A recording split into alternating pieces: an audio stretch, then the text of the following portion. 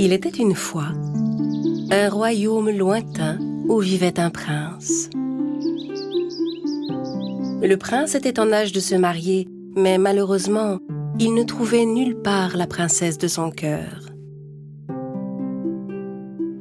Pour trouver sa princesse, il avait parcouru le monde. Toutes les princesses des royaumes voisins se présentaient au château du roi pour rencontrer le prince. Mais le prince avait beaucoup de mal à choisir une épouse qui lui plaisait.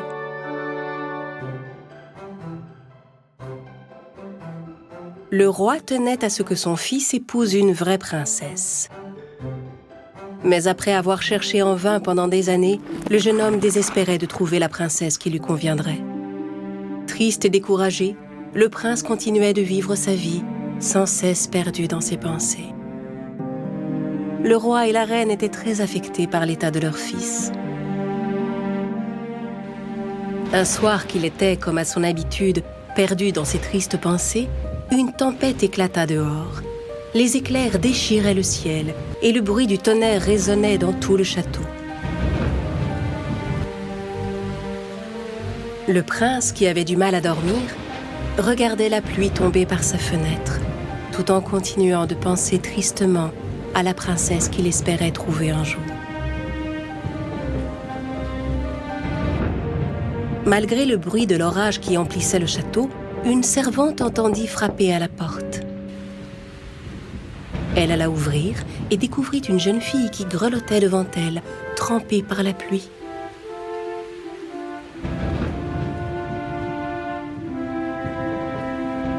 Malgré le terrible état dans lequel elle se trouvait, la jeune fille était très belle et très distinguée. Tremblant de froid, la jeune fille demanda « S'il vous plaît, puis-je entrer? Je suis seule et je me suis perdue. » Pleine de compassion pour la jeune fille, la servante alla prévenir le roi et la reine. Nous ne pouvons refuser de donner l'asile à un visiteur à cette heure de la nuit. Faites entrer cette jeune fille et accueillez-la bien. Le roi expliqua rapidement la situation à ses gardes et les envoya l'accueillir. Les gardes conduisirent la jeune fille dans les salons du château et l'installèrent devant un bon feu de cheminée. Voyant sa robe trempée par la pluie, la reine demanda à sa servante d'apporter à la jeune fille des vêtements propres et secs. Puis la reine s'approcha de la jeune fille qui se réchauffait près du feu et lui demanda « Seule à cette heure et par un temps pareil, puis-je vous demander ce qui vous amène par ici ?»« Je suis la princesse d'un pays très lointain. Notre château a été attaqué par nos ennemis. Alors hier, pour m'éloigner du danger, mon père et ma mère m'ont envoyé en secret avec 2 soldats. Mais à la nuit tombée, la tempête a éclaté et nous nous sommes tous perdus. Heureusement, vous m'avez accueillie. » La reine avait du mal à croire à son histoire, mais elle ne pouvait pas se résoudre à la renvoyer du château en pleine nuit.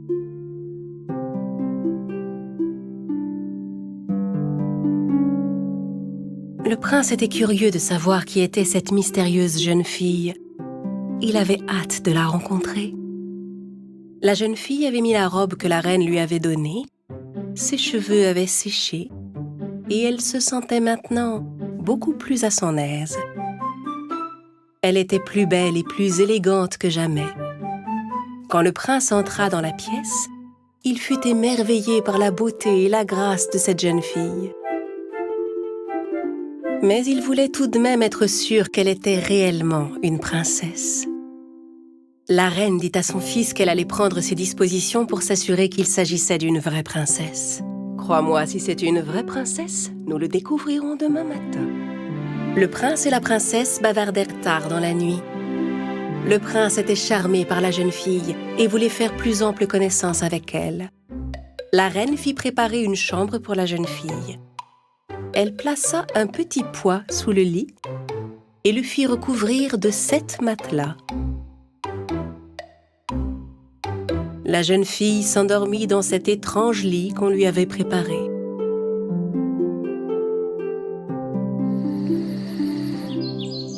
Le lendemain matin, la reine attendit que la jeune fille se lève et lui demanda Bonjour, avez-vous passé une bonne nuit? Je vous suis reconnaissante de m'avoir accueillie, mais pour être vraiment franche, j'ai eu du mal à dormir. Ah oui, vraiment? J'en suis navrée, puis-je vous demander pourquoi? Eh bien, j'ai mal partout, surtout dans le dos.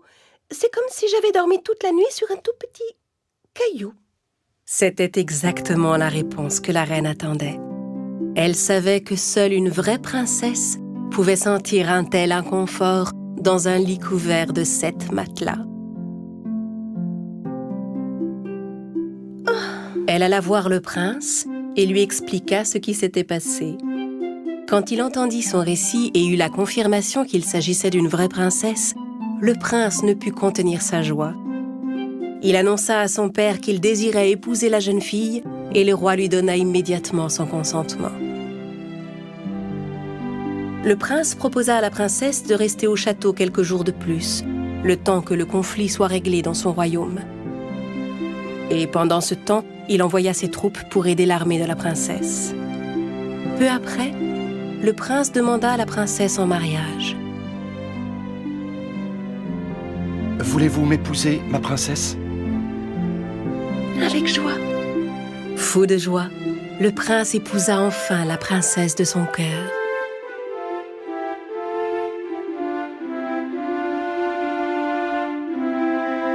Le même soir, le prince fit mettre le petit pois dans une boîte en verre qu'il exposa bien en vue dans une salle du château.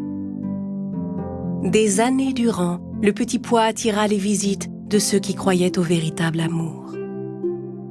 Et de génération en génération, on continua de raconter l'histoire du prince et de la princesse au petit pois.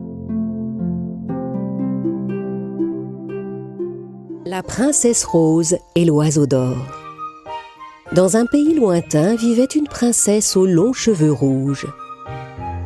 Cette princesse avait un magnifique jardin fleuri. Ses roses rouges faisaient la joie de la princesse. Le soir, quand les habitants du pays allaient se coucher, la princesse rose sortait sur le balcon de son palais et tapait 3 fois dans ses mains. À ce signal, un petit oiseau d'or volait vers la princesse rose et se posait sur sa main. À cet instant, les cheveux de la princesse se mettaient à scintiller. Le bel oiseau commençait à chanter. Et la princesse entonnait une berceuse avec lui.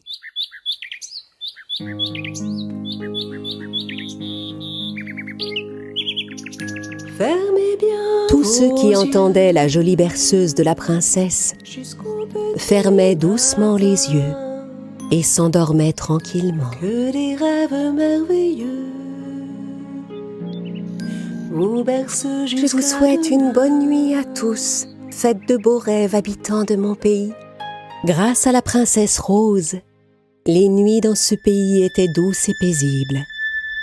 Mais un jour, une sorcière irritable et grincheuse monta sur son balai et vola jusqu'au palais de la princesse rose.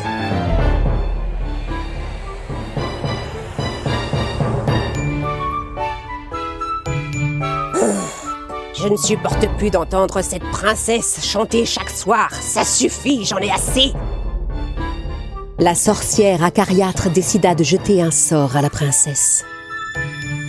Alakazam! Alakazam! Que toutes les roses soient fanées et que la princesse cesse de chanter.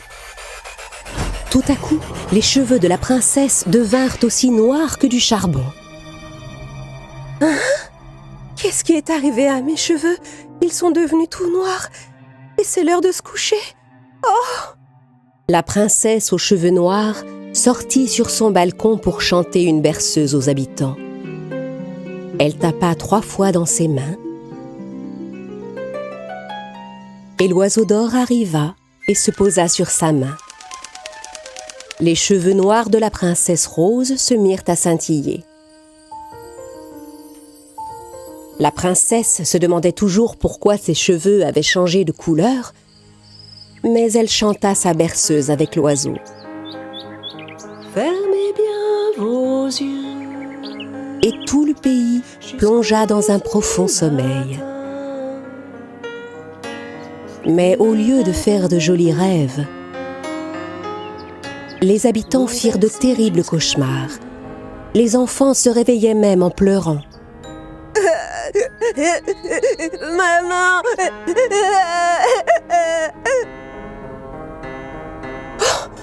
Je viens de faire un rêve horrible. J'ai fait un cauchemar tellement affreux, je n'ose plus m'endormir. Moi, c'est pareil.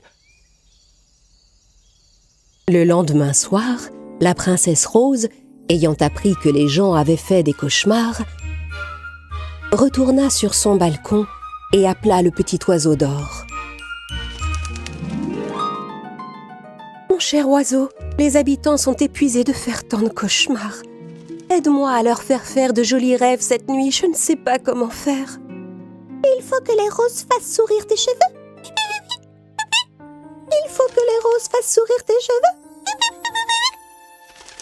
Il faut que les roses fassent sourire mes cheveux. Sur les conseils de l'oiseau, la princesse fit couler de l'eau dans une grande baignoire. Puis elle versa dans l'eau une poignée de pétales de rose. L'eau prit la couleur des roses rouges. La princesse plongea sa chevelure dans l'eau, qui reprit rapidement sa couleur flamboyante. Ça a marché, les roses ont fait sourire mes cheveux. Mon ami l'oiseau avait raison, je suis soulagée. Le soir, quand la princesse chanta sa berceuse, tous les habitants du pays s'endormirent paisiblement. Et ils firent de beaux rêves. Quand elle vit que le sort qu'elle avait jeté à la princesse Rose était rompu, la vilaine sorcière se fâcha et recommença aussitôt. À la caserne! À la caserne! Que toutes les roses soient fanées et que la princesse cesse de chanter. Sur son balai magique, elle survola tout le jardin, tout le pays, et fit faner toutes les roses qu'elle trouva.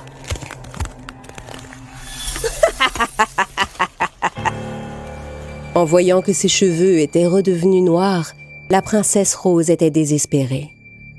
Oh, non, ce n'est pas possible, ça recommence. Mais enfin, qu'est-ce qui m'arrive? La princesse demanda qu'on lui apporte le plus vite possible des pétales de rose pour retrouver sa couleur de cheveux. Mais partout dans le pays, les roses étaient fanées. Qu'est-ce que je peux faire, petit oiseau? Dis-le-moi. Il faut que les roses fassent sourire tes cheveux. Mais il ne reste plus une seule rose dans tout le pays. Attends, ne t'en vas pas. La princesse Rose était tellement bouleversée qu'elle se mit à pleurer, laissant couler des flots de larmes jusque sur le sol. Au même moment, un charmant jeune homme passait dans le jardin du palais.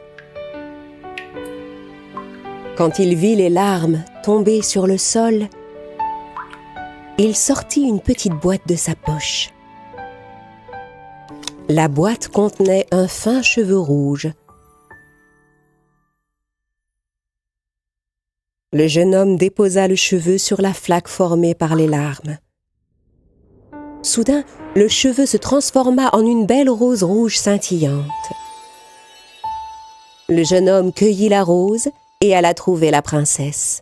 La jeune fille, qui attendait tristement devant sa baignoire remplie d'eau, fut stupéfaite de voir entrer le beau jeune homme. « Oh, mais ça alors, on se connaît, n'est-ce pas ?» Eh oui, je suis ton ami d'enfance. Cette fleur est pour toi. Tiens, prends-la, ma chère princesse Rose. La princesse était folle de joie que son amie d'enfance lui apporte cette rose rouge. Elle s'approcha de la baignoire, déposa la fleur dans l'eau, puis plongea sa longue chevelure. Et à nouveau, le sortilège de la sorcière fut rompu. Les cheveux noirs retrouvèrent leur couleur d'origine. Heureux et soulagé, le roi voulut en savoir plus. « Jeune homme, expliquez-moi. Comment avez-vous réussi à trouver cette rose? Je croyais pourtant qu'il n'en restait plus une seule dans tout le pays. » Cette rose-là est née des larmes de notre princesse et d'un de ses beaux cheveux rouges qu'elle m'avait donnés quand nous étions enfants. Je l'ai toujours gardée sur moi. C'est vrai, papa.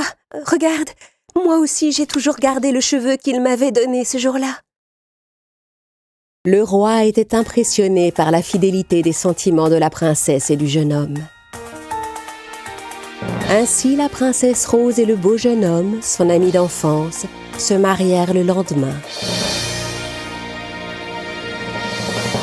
Constatant que son sortilège avait été brisé par le pouvoir de l'amour, la sorcière comprit qu'elle ne pourrait rien contre eux, et elle s'en alla vivre bien loin du royaume. La princesse de la terre. Dans un pays lointain, il y avait un monstre qui vivait au milieu du désert. Ce monstre ne se nourrissait que de terre, de graines et de jeunes plants. À quelque distance du désert, il y avait un royaume que le monstre n'avait pas encore découvert et dont il n'avait pas encore dévoré le sol. Le roi et la reine de ce royaume n'avaient pas d'enfants, et cela les rendait bien tristes. Une nuit, comme la reine ne pouvait pas dormir, elle se glissa hors du palais et alla se promener dans le désert. Le monstre du désert la vit, mais il ne s'approcha pas d'elle et ne lui fit aucun mal. Parce que tout ce qu'il voulait, c'était manger toutes les plantes et la terre fraîche du monde.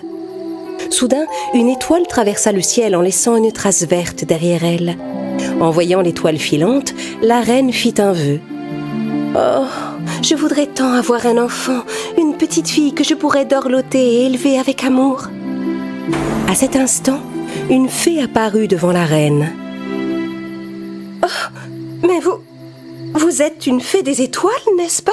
C'est incroyable, je n'en crois pas mes yeux. » « En effet, ma chère reine, j'ai entendu votre souhait et je suis venue vous trouver.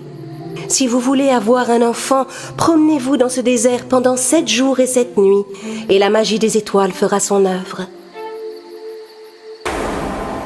La reine se promena dans le désert pendant 7 jours et 7 nuits, comme la fée le lui avait recommandé. Le roi, ne voyant pas revenir la reine au palais, était mort d'inquiétude. Il pensait qu'elle s'était perdue. À la fin du 7e jour dans le désert, alors qu'elle était désespérée, la reine entendit des pleurs. Elle s'avança en direction de la voix et trouva un petit bébé qui pleurait sur le sable. Elle prit l'enfant dans ses bras et rentra au palais. Le roi était fou de joie de revoir la reine saine et sauve. Et quand il vit l'adorable bébé qu'elle tenait dans ses bras, son bonheur fut total. Ils nommèrent la petite fille princesse de la terre. Les années passèrent et la princesse de la terre grandit et devint une belle jeune fille. Son activité favorite depuis qu'elle était petite était de jouer avec le sable. Quand elle dessinait un papillon dans le sable, le papillon prenait vie et voltait autour d'elle. Quand elle dessinait une fleur, elle devenait réelle et dégageait un délicieux parfum. Le seul à avoir compris que la princesse de la terre avait un pouvoir magique était son père, le roi. Mais il n'en parla à personne, de peur que quelqu'un ne s'en prenne à elle. Un jour, alors que des fermiers faisaient leur semis, le monstre du désert sentit une odeur. Il reconnut le parfum de la terre fraîche. En pensant à toutes les délicieuses graines et plantes qu'il pourrait manger, il ne put résister et se mit rapidement en route en direction de la bonne odeur. Au même moment, les habitants du royaume remarquèrent que la terre se mettait à trembler. Oh, qu'est-ce qui se passe? Qu'est-ce que c'est que ça? C'est un tremblement de terre? Non, on dirait que c'est autre chose qui arrive vers nous. Sentant aussi le sol trembler, le roi et la reine se précipitèrent sur leur balcon et virent le monstre du désert au loin qui s'avançait sous la terre en direction du royaume. Oh non, le monstre! J'ai toujours cru que c'était une légende. La légende est en train de devenir réalité. Quelle terrible nouvelle pour notre pays! Le roi demanda à ses soldats d'arrêter le monstre du désert. Les soldats se mirent à l'abri derrière des remparts, mais le monstre était si gros et tellement effrayant que beaucoup se sentaient battus d'avance. Quand le monstre arriva au pied du palais, il attrapa les soldats un par un et les jeta dans le désert. Non! Ah! À l'aide! Non! Mes fidèles soldats! Notre chère terre! En voyant cela, les fermiers abandonnèrent leurs champs et s'enfuirent en courant. Le monstre commença à dévorer chaque pousse, chaque jeune plant sur son passage. Les habitants étaient désemparés.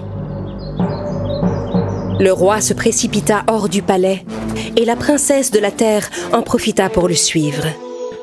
Allons, ma princesse, ma petite fille chérie. Reste dans le palais avec ta mère. Je ne veux pas que le monstre te fasse du mal. Non, père, tu sais que je peux le vaincre. Je peux sauver notre terre et le royaume. Le roi ne voulait pas que sa fille unique, la princesse de la terre, se retrouve face au monstre du désert. Il lui demanda de rester là, brandit son épée et se rua vers le monstre qui dévorait les champs. Mais il ne parvint pas à l'arrêter. Voyant que le monstre du désert allait s'emparer du roi et le jeter dans le désert, la princesse de la terre décida d'intervenir et dessina un bouclier sur le sable. Le bouclier devint réel comme par magie. La princesse de la terre s'abrita derrière son bouclier et courut vers le monstre. Celui-ci avait beau jeter du sable à la princesse, rien ne pouvait l'arrêter. La jeune fille se baissa et dessina un grand seau dans le sable. Le seau devint réel à son tour.